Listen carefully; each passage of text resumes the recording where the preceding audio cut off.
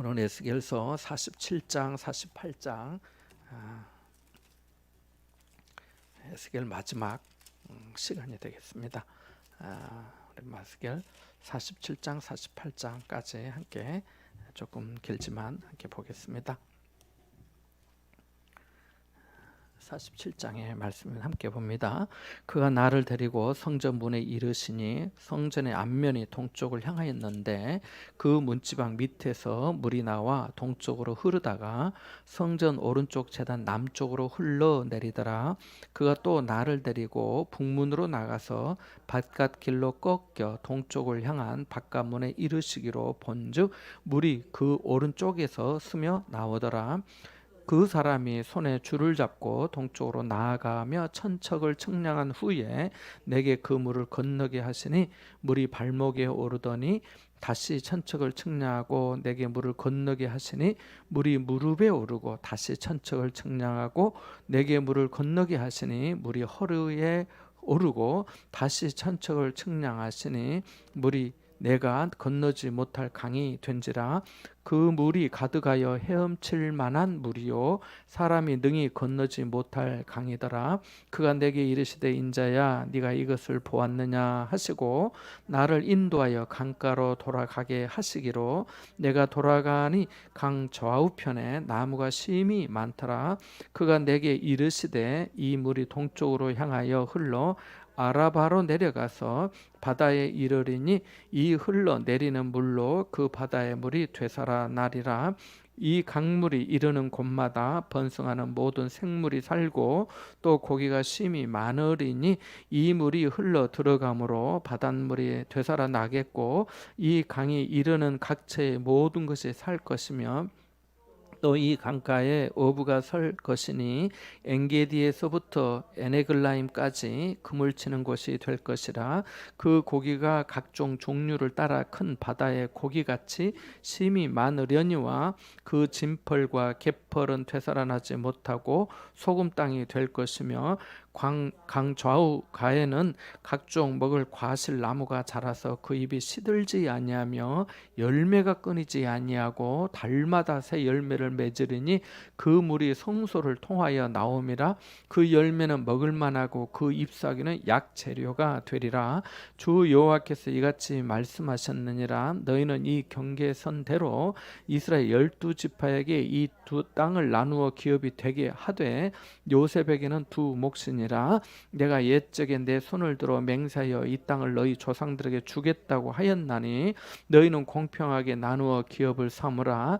이 땅이 너희의 기업이 되리라. 이 땅 경계선은 이러하니라. 북쪽은 대에서 헤들론 길을 거쳐 스닷 어귀까지니 곧 하맛과 부로다하며 다메섹 경계선과 하맛 경계선 사이에 있는 시브라임과 하우란 경계선 곁에 있는 하셀 핫디곤이라. 그 경계선이 바닷가에서부터 다메섹 경계선에 있는 하살 에논까지요. 그 경계선이 또 북쪽 끝에 있는 하맛 경계선에 이르렀나니 이는 그 북쪽이요 동쪽은 하우란과 다메섹과 및 길르앗과 이스라엘 땅 사이에 있는 요단 강이니 북쪽 경계선에서부터 동쪽 바다까지 측량하라. 이는 그 동쪽이요 남쪽은 다말에서부터 머리바 가데스 물에 이르고 애굽 시내를 따라 대해에 이르나니 이는 그 남쪽이요 서쪽은 대해라. 그 남쪽 경계선에서부터 맞은쪽 하맛 어귀까지 이르나니 그 서쪽이니라. 그런즉 너희가 이스라엘 모든 지파대로 이 땅을 나누어 차지하라. 너희는 이 땅을 나누되 제비 뽑아 너희와 너희 가운데 머물러 사는 타국인 곧 너희 가운데서 자녀를 낳은 자의 기업이 되게 할지니 너희는 그 타국인을 본토에서 난 이스라엘 족속 같이 여기고 그들도 이스라엘 지파 중에서 너희와 함께 기업을 얻게 하되 타국인이 머물러 사는 그 지파에서 그 기업을 줄지니라. 주 여호와의 말씀이니라.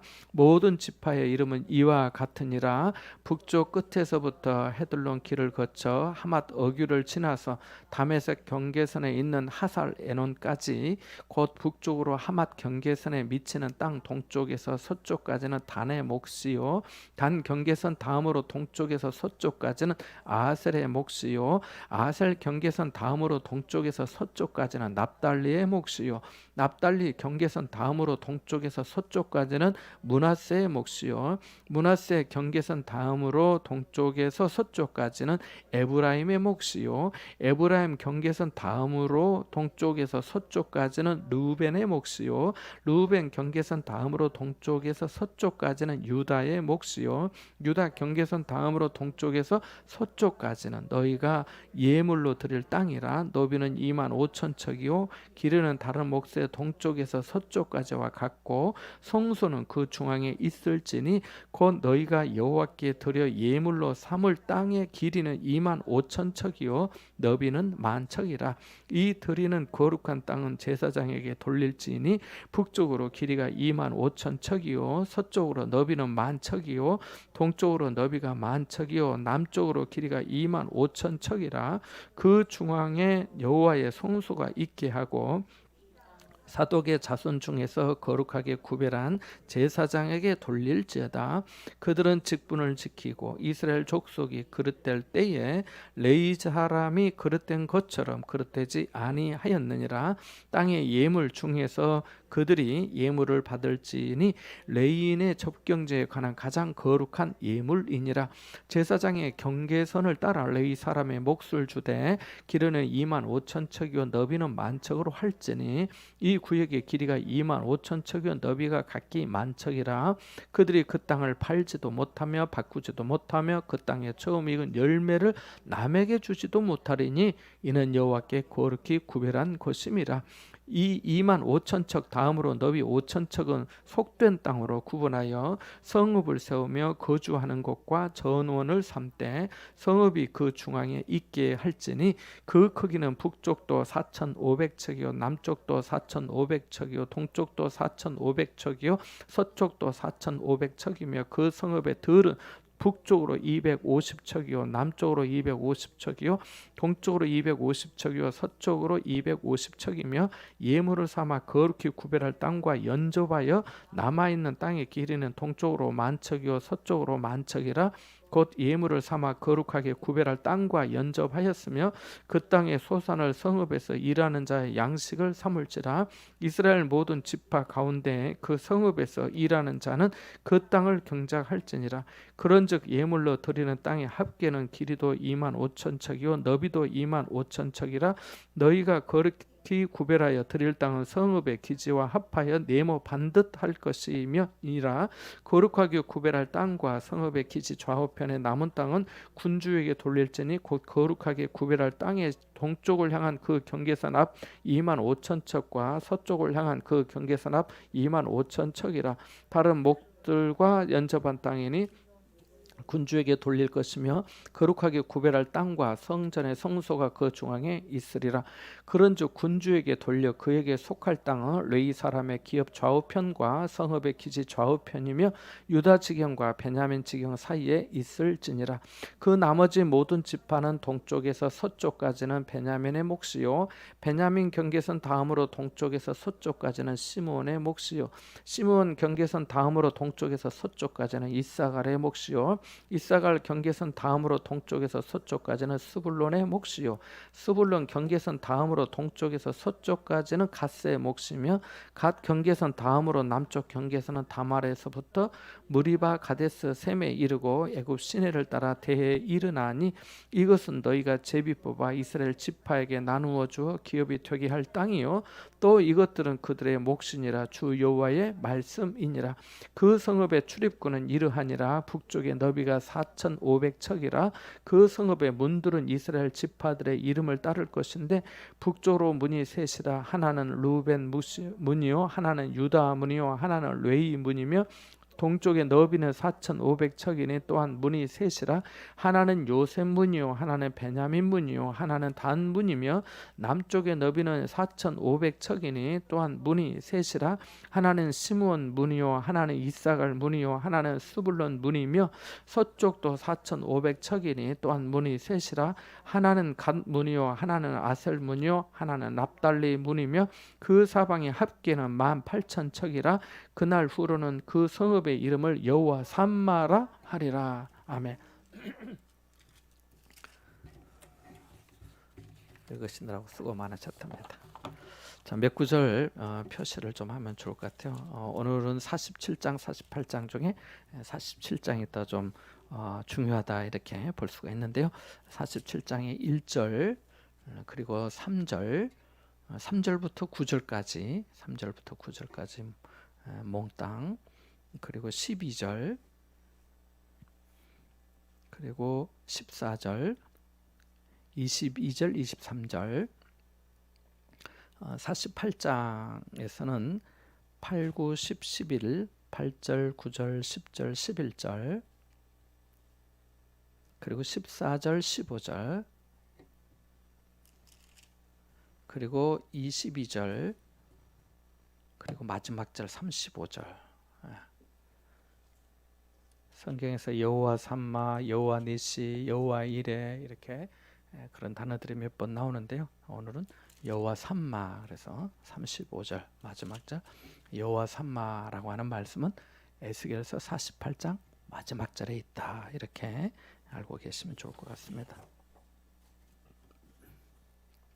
앞에 부분 47장, 46장 끝부분에 보면 그 성전의 부엌에 대한 그런 말씀들이 있고, 이제 오늘 말씀에 보면 이제 성전에서 이 에스겔이 하나님의 사자를 따라서 이제 성전 문에 이르러서 성전으로부터 특별히 문지방으로부터 물이 나오는 것을 흘러 이렇게 보게 됩니다. 그래서 우리 1절 한번 읽어보겠습니다. 1절 말씀 같이 봅니다.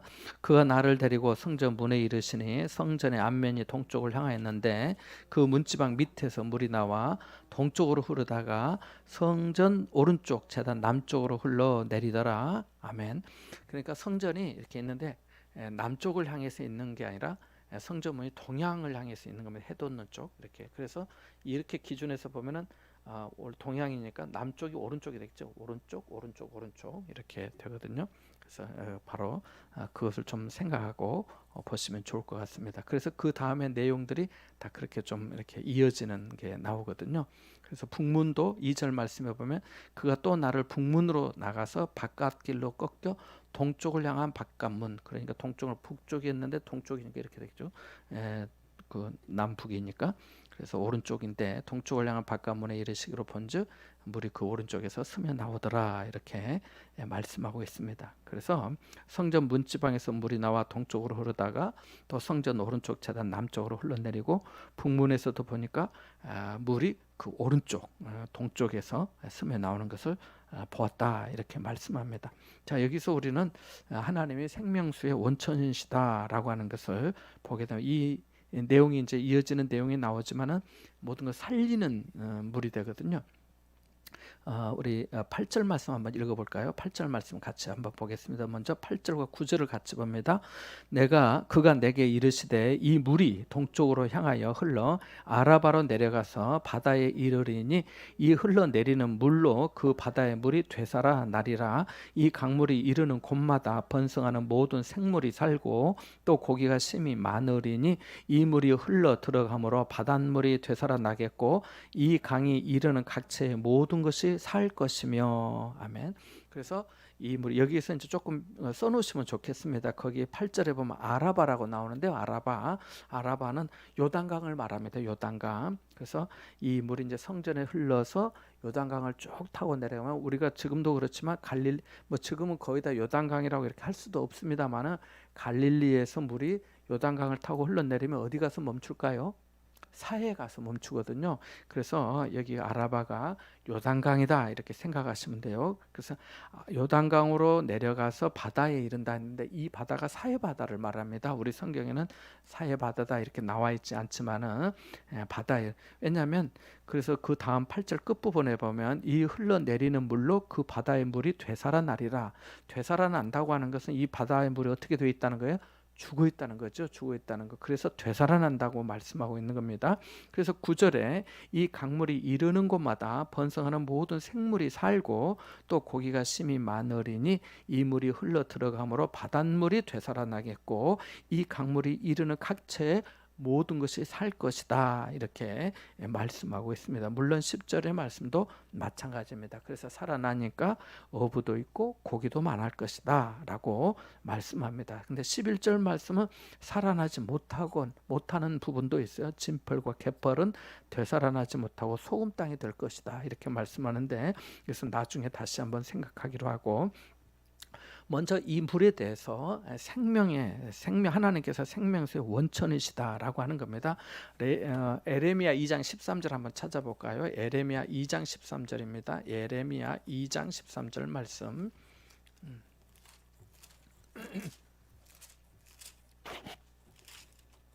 2장 13절 말씀 한번 읽어볼까요? 혹시 찾으셨으면, 내 백성이 두 가지 악을 행하였나니 곧 그들이 생수의 근원이 되는 나를, 거기까지만 보죠.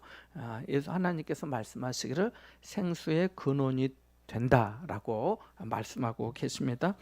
그 다음에 에레미야 17장 13절도 한번 볼까요? 에레미야 17장 13절, 에레미야 17장 13절 말씀. 거기도 13절 끝부분에 보면 이는 생수의 근원이신 여호와를 버림이니라 라고 말씀합니다. 그러니까 하나님께서 생수의 근원이시다라고 말씀하고 있습니다. 창세기 2장 10절 말씀에도 보면은 강이 에덴에서 흘러나와 동산을 적시고 거기서부터 갈라져 내 근원이 되었다 이렇게 말씀하고 있습니다. 그러니까 하나님께서 생수의 원천이 되시고 근원이 되시고 거기서부터 흘러서 내 갈래로 내 근원이 되었다 이렇게 말씀도 하고 있습니다. 그리고 시편 36편 8절 말씀에 보면은 복락의 강이다라고 하는 그런 표현도 나옵니다. 그들이 주의 집에 있는 살찐 것으로 풍족할 것이라 주께서 주의 복락의 강물로 마시게 하시리다라고 말씀하고, 또 9절 10편 36편 9절에 보면 진실로 생명의 원천이 주께 있사오니 라고 말씀합니다. 그리고 요한계시록 22장 1절 2절도 한번 찾아보겠습니다. 찾기 좀 쉬우니까. 요한계시록 22장 가장 마지막 장이지요. 요한계시록 22장 뒤에서 찾는 게 더 빠르겠습니다. 1절과 2절 말씀 한번 읽어보겠습니다. 요한계시록 22장 1절 2절입니다.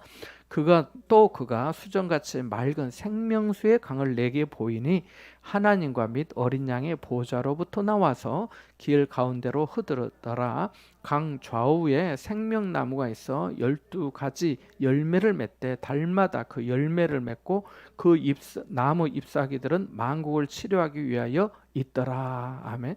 지금 1절 2절 말씀이 금방 읽었던 이 에스겔 47장 의 말씀하고 동일한 내용의 의미의 말씀인 것을 우리가 금방 알 수 있습니다. 에스겔 47장으로 다시 가면은 거기에 좌우에 번성하는 나무들도 47장 12절에 나오거든요. 에스겔 47장 12절도 한번 읽어보겠습니다. 같이 봅니다. 강 좌우 가에는 각종 먹을 과실 나무가 자라서 그 잎이 시들지 아니하며 열매가 끊이지 아니하고 달마다 새 열매를 맺으리니 그 물이 성소를 통하여 나옴이라. 그 열매는 먹을 만하고 그 잎사귀는 약 재료가 되리라. 아멘. 그래서 그 요한계시록에서는 만국 그 나무 잎사귀들은 만국을 치료하기 위하여 있다라고 말씀했는데 여기는 약재료가 되리라 이렇게 말씀하고 있습니다. 그래서 예수겔서의 말씀의 예언이 사도 요한에 의해서 요한계시록에서 다시금 반복되고 확인되고 있는 것을 말씀하고 있습니다. 중요한 것은 하나님께서 생명수의 원천이 되신다, 생명의 원천이시다라는 것입니다. 그래서 생명을 되살리는 물이 하나님이 임재하시는 이 성전에서 흘러나와 가지고 시작이 되었다라고 하는 것입니다. 그래서 이 말씀을 또 예수님께서 하신 말씀에 비춰서 본다면 요한복음 7장 38절에 이렇게 말씀합니다. 나를 믿는 자는 성경의 이름과 같이 그 배에서 생수의 강이 흘러나오리라 라고 말씀합니다. 그래서 성전에 예수님께서 그랬잖아요. 이것을 이 성전을 헐라 내가 사흘 만에 다시 세우리라 이렇게 말씀하셨잖아요.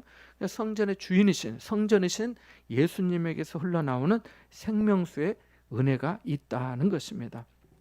요한계시록 21장 6절에도 보면 이렇게도 말씀하십니다. 또 내게 말씀하시되 이루었도다. 나는 알파와 오메가요 처음과 마지막이라. 내가 생명수 샘물을 목마른 자에게 값없이 주리니 라고 말씀합니다. 오늘날도 하나님의 성전을 통해서 하나님께서 이 생명수의 강을 세상 가운데 흘려보내고 계시는 줄 믿습니다. 그 요단강의 역할이 누굴까요? 바로 우리죠. 성도죠. 성도들을 통해서 흘러가고 있는 것이죠. 그래서 교회를 통해서 하나님께서 이 세상 가운데 생명수의 샘물을 흘려보내고 계신다라고 하는 것입니다.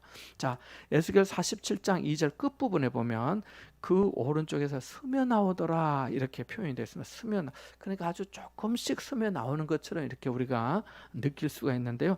이게 이제 성경마다 조금씩 번역이 다르는데 킹 제임스 버전이라고 하는 아주 고대의 그 원저 그 성경 영문 성경에는 조금씩 새어 나오는 것이 아니라 물이 솟구쳐 흘러 넘쳤다 이런 표현으로 번역되어 있기도 합니다. 그러니까 그 샘물처럼 뻘뻘뻘 계속해서 넘치는 것을 말씀하고 있는 거죠.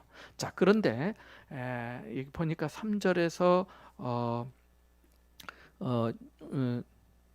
5절 사이에 이제 물이 이제 그 보게 되는데 3절에 보니까 천척을 측량한 후에 내게 그 물을 건너게 하시는데 이제 그 물이 이렇게 있는 거죠. 근데 물이 어디에 이르렀다고 합니까? 발목에 이릅니다. 4절 말씀에 보면은 물이 또 무릎에 이르고 또 조금 더 물을 또 건너게 하니까 물이 허리에 오르고 5절에는 물이 내가 건너지 못할 강이 되었고 그 물이 가득하여 헤엄칠 만한 물이고 사람이 능히 건너지 못할 아주 엄청난 그런 강이 되었다 이렇게 말씀하고 있습니다. 자, 그런데 이것을 우리가 은혜에 잠기는 정도라고 생각해 볼 수도 있습니다. 은혜에 잠기는 정도 말입니다.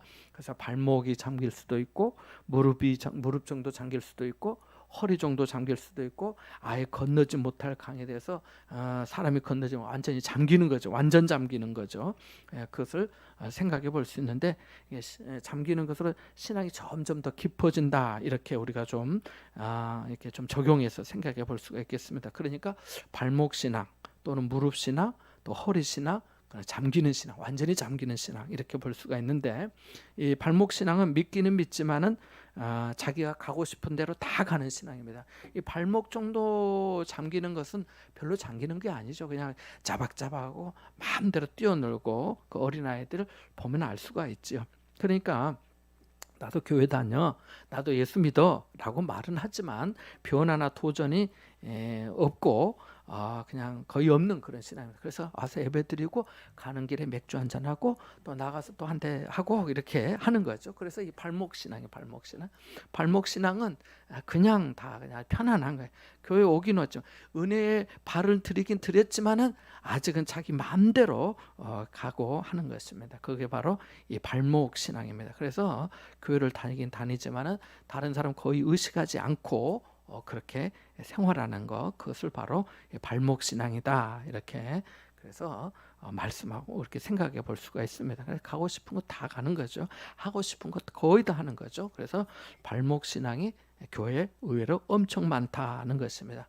두 번째는 무릎 신앙입니다. 무릎 신앙. 무릎 신앙은 기도할 줄 아는 신앙, 기도할 줄 아는 신앙.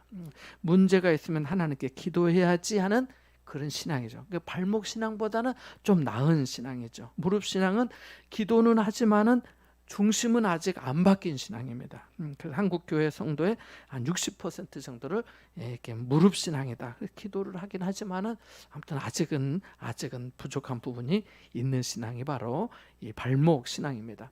세상을 향하는 속도가 이 무릎 정도 차니까 발목하고는 좀 다르죠. 속도가 늦죠. 나 저기 가보고 싶은데 좀 더디 가는 거죠. 더디 가는 거. 그만큼 좀 은혜 안에 잠겨 있기 때문에 더디 가는 거지요. 그리고 이 무릎 신앙이 되면은 무릎으로 사는 법을 이제 배우기 시작하는 거죠. 뭐 기도학교도 가고 또 뭐 기도해도 참여하고 하는 것 말입니다. 그래서 하나님께 기도해서 받는 법, 하나님께 기도해야지라고 하는 거죠. 문제가 있을 때 기도하는 사람이 되는 겁니다. 기도는 해도 되고 안 해도 되긴 하지만은 사실 해야 되긴 하지만은 당연히 하지만 기도하면 하나님께서 내게 은혜를 주셨구나, 하나님이 하신 것이 되고, 기도를 안 하면 다 자기가 한 것이 됩니다. 기도하면 하나님께 감사와 영광을 돌리고, 안 하면은 그 영광을 내가 취하는 거죠. 자, 그러면 이렇게 발목 신앙이 있고 무릎 신앙이 있으면 또 허리 신앙도 있어. 허리 신앙이 되면 내 마음대로 잘 안 돼. 내 마음대로 잘 안 되고 중심이 잘 안 잡혀. 휘청거리기도 합니다. 이 허리 정도 차니까요.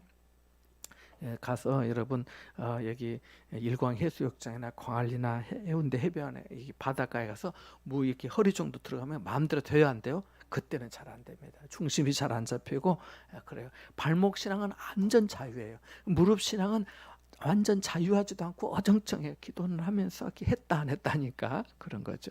그런데 허리 신앙이 되면은 물속에서 마음대로 안 되는 것처럼 내 유익을 구하기보다는 하나님께 맡기는 신앙의 단계로 접어듭니다. 허리까지 은혜에 잠겼다는 것은 중심이 이제 바뀌었다는 거예요. 중심이 내가 중심을 잡는 것이 아니라 하나님의 은혜를 의지하게 되는 거죠. 그만큼 겸손해지는 거죠.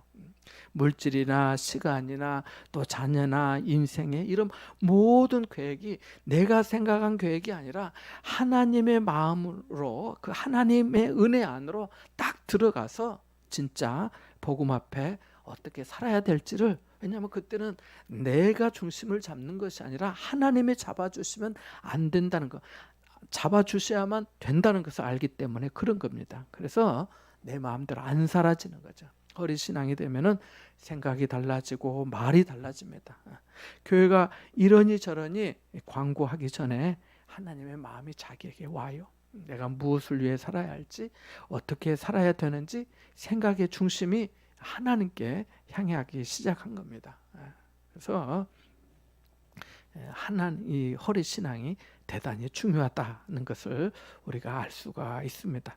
그래서 이 허리 신앙 정도가 되면은 하나님의 은혜 안에 이제 들어와 있기 때문에 세상 것으로는 만족이 잘 안 돼요. 하나님의 은혜, 그것만이 내게 기쁨이 되고 만족이 되고 은혜가 되는 거죠. 마지막으로 잠기는 신앙이에요. 여기 나와 있잖아요.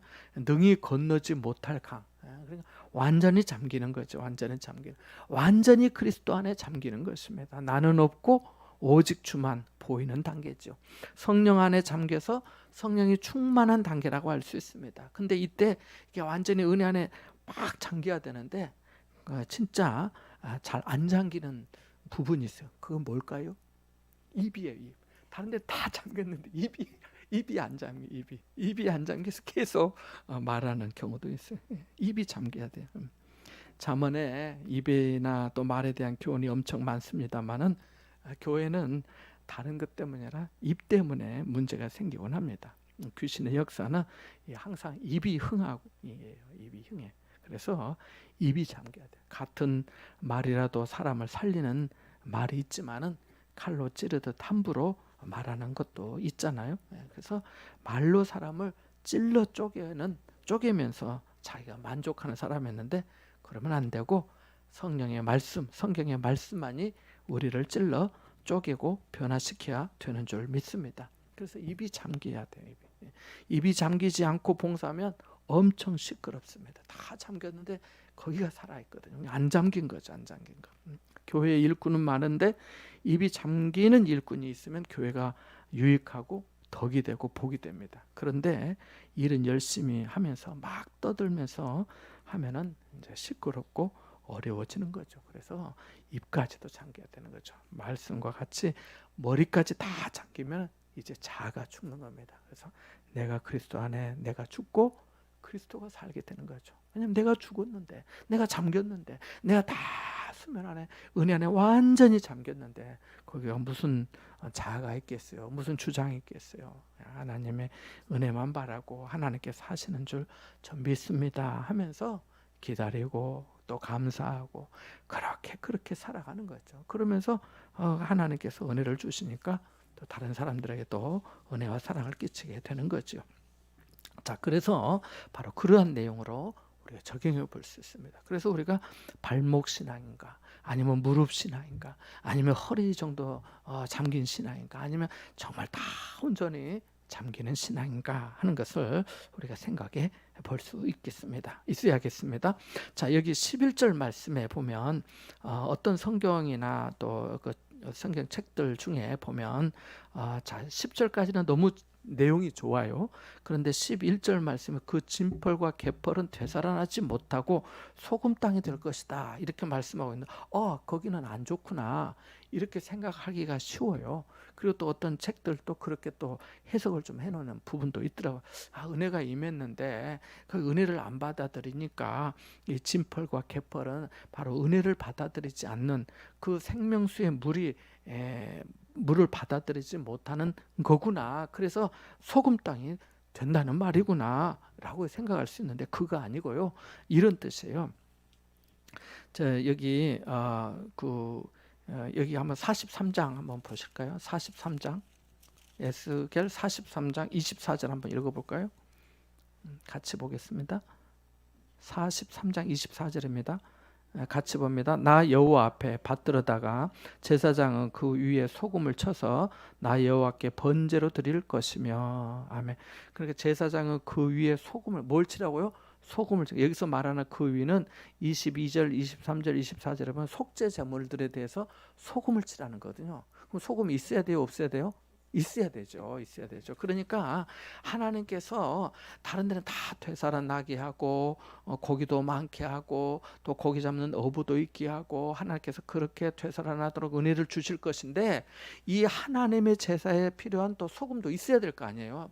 모두 다 또 소금이 없으면 안 되니까 이 부분만큼은 소금 땅이 되어서 이것을 통해서 하나님 앞에 예배할 수 있도록 그것은 남겨둘 것이다. 그 부분은 되살아나지 않고 그대로 있을 것이다 라고 하는 말씀입니다. 그렇게 해서 하나님 앞에 속죄 제물로 그 제사에 유용하게 사용될 것이라고 하는 그런 뜻입니다. 그래서 하나님의 성소로부터 이 말미암는 이 물의 생명수가 원천이 돼서 모든 것을 되살리고 하는데 회복과 번영이 있는데 이 부분만큼은 또 그대로 있게 된다라고 하는 것입니다. 그렇게 함으로 말미암아 사실은 완전한 회복, 번영이 이루어진다라고 하는 것을 말씀해 주고 있습니다. 자, 그래서 12절 말씀 읽어봤지만 강 좌우에 각종 먹을 과실나무가 자라고 잎이 시들지 않고 열매가 끊이지 않고 달마다 새 열매를 맺고 그 물이 성소를 통하여 나오고 그 열매는 먹을 만하고 그 잎사귀는 약재료가 될 것이다 라고 말씀해 주고 있습니다. 그러니까 결론적으로 생명수는 모든 것을 살리고 풍성하게 하고 맛있게 하고 약재료가 되어서 치료자가 될 것이다 라고 하는 말씀입니다. 그리고 그것이 그치지 않을 것이다는 거예요. 그러니까 얼마나 큰 은혜인지 몰라요. 영생하도록 솟아나는 샘물처럼 은혜의 샘, 생명의 샘을 하나님께서 주실 것이라는 거죠. 그러니까 그것을 막으면 안 되죠. 우리 영혼에 말씀하시고 찾아오셔서 만지시고 터치하시는 주님의 은혜를 받아들여야 되는 거죠. 자, 그래서 이 부분 내용들을 같이 생각해 봤고요. 또 13절에서 23절 사이에 보면 14절에 공평하게 기업을 나누라고 말씀하시고 22절에서 23절 사이에 제비 뽑아서 나누긴 나누되 그 이제 어느 지파에 머물러 사는 타국인들, 외국인들에게도 그 지파에서 기업을 주라고 말씀하고 계십니다. 그래서 23절 중간 부분에 보면 너희는 그 타국인을 본토에서 난 이스라엘 족속같이 여기고 그들도 이스라엘 지파 중에서 너희와 함께 기업을 얻게 하라고 말씀하고 계십니다. 자, 48장은 각 지파의 목과 또 그 거룩한 땅에 대해서 말씀하시는데요. 45장 한번 보실래요? 45장 1절만 한번 보겠습니다. 45장 1절.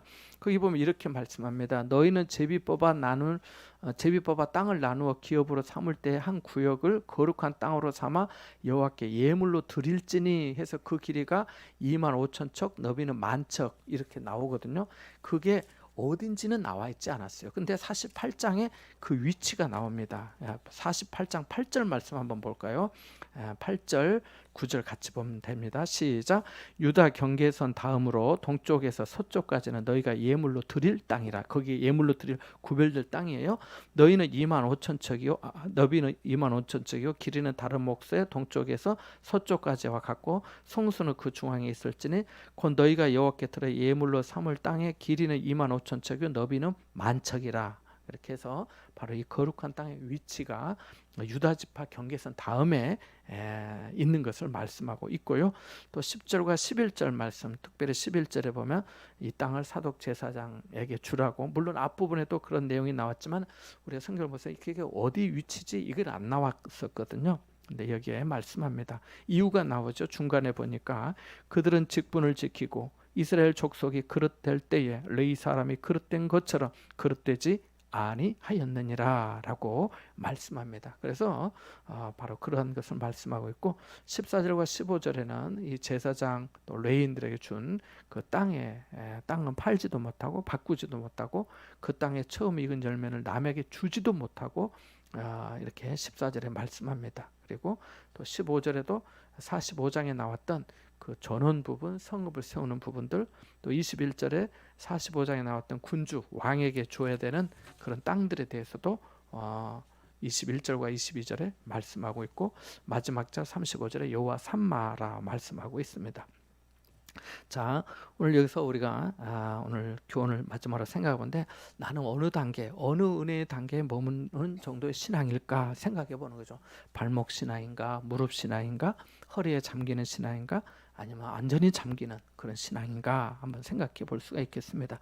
특별히 제가 이 말씀을 준비하면서 묵상하면서 제게 마음에 와닿는 말씀이 있는데 47장 6절 한번 보실래요? 47장 6절 같이 한번 읽어보겠습니다. 시작. 그가 내게 이르시되 인자야 네가 이것을 보았느냐 하시고 나를 인도하여 강가로 돌아가게 하시기로. 거기 6절에 보면 이렇게 말씀해. 인자야 네가 이것을 보았느냐 이렇게 물으시는 겁니다. 인자야 네가 이것을 보았느냐. 그러니까 우리에게도 마찬가지지 않겠어요? 하나님께서 우리에게도 보여주신 것이 있잖아요. 이 보았느냐 이 말은 네가 이것을 알겠느냐, 네가 이것을 아느냐 라고 하는 그런 질문으로 바꿔볼 수 있지 않겠습니까? 그래서 보고 있느냐라고 하는 것이죠. 사람을 불러 구원하시고 우리를 도우시는 하나님의 선하신 손길과 역사를 네가 보았느냐라고, 네가 알고 있느냐라고 내게도 물으시지 않겠나라고 하는 것입니다. 세 번째는 생명수 되신 주님을 더욱 사모해야 되겠다는 것입니다. 여기 말씀해 보니까 주님이 치유자이시고 회복자이시고 번성케 하시는 분이신 것을 알 수가 있습니다. 그래서 생명수의 원천이 되신 주님을 더욱 사모해야 되겠다는 것입니다. 마지막으로 48장 35절 마지막 절에 여호와 삼마, 여호와께서 거기 계시다라고 하는 성읍의 이름인데요. 이것을 이렇게도 마음에 좀 왔습니다. 우리가 하나님이 우리와 함께 계시다를 뭐라 하죠? 임마누엘이라고 하죠. 임마누엘이라고 하는데 정말 임마누엘을 고백할 수 있는가? 하나님이 거기 계시다 할 때, 하나님이 내 안에 계시다 할 때 내가 임마누엘이 되는 거죠. 여호와 삼마가 될 때 임마누엘이 되는 거죠. 그래서 정말 여호와 삼마인가? 여호와 삼마인가? 내 안에 그리스도께서 계시는 여호와 삼마인가? 그리스도 삼마인가 하는 거예요. 그리스도 삼마. 하나님이 내 안에 계시는가? 그래야 임마누엘이 되죠. 임마누엘이. 그래서 우리 내 스스로에게 성읍의 이름이 여호와 삼마. 저 사람은 하나님이 함께하는 사람이야. 그리스도와 함께하는 사람이야. 그리스도 삼마인 거죠. 그리스도 삼마. 그래서 오늘 말씀 한번 좀 생각하고 이렇게 다니엘 에스겔서를 마치는데요. 하나님께서 내가 어느 단계 신앙으로 내가 하나님 앞에 있는가 우리가 한번 또 생각해보고 인자야 네가 이것을 보았느냐라고 하는 질문도 우리가 좀 생각해보고 또 정말 여호와 삼마인가 그리스도 삼마인가 그리스도께서 내 안에 정말 계신다고 할 수 있는가. 그래서 임마누엘이라고 말할 수 있는가 하는 것을 우리가 좀 돌아볼 수 있기를 원합니다. 우리 같이 한번 함께 기도하기를 원합니다. 오늘 말씀을 생각하면서 잠깐 기도하고 또 선교사님들에게 은혜를 더해 주시기를 기도하고 저희 그 임직식이 얼마 남지 않았는데 하나님께서 또 임직식 준비하는데 은혜를 주시고 특별히 교회의 모든 성도님들에게 또 임직자들에게 하나님께서 크신 은혜를 더해 주시기를 우리 같이 한번 충고하며 기도하겠습니다. 기도합니다.